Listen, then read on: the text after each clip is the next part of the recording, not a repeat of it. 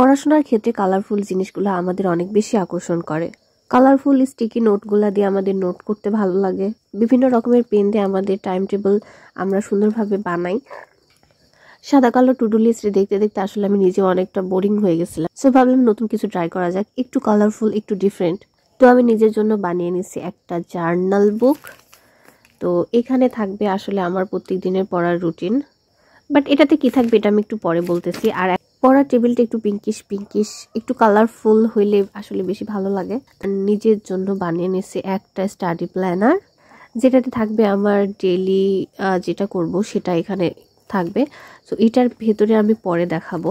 এটা আমি বানাই নিছি। আর এটা মার্কের জন্য আমি একটা হচ্ছে শামুকের লাগাই নিছি, আর কিছু স্টিকার বানিয়ে নিছি যেগুলো আমি নিজে হাতেই করছি।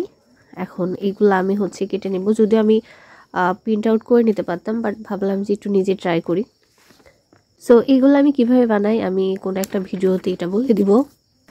কাভারের সাথে বেডশিটটা একদম ম্যাচিং হয়ে গেছে। আর আমার প্রচণ্ড ঠান্ডা লাগছে, তো আমি হচ্ছে কম্বলের মধ্যে আসলে বসে আছি। লালপুরে অনেক বেশি শীত পড়তেছে।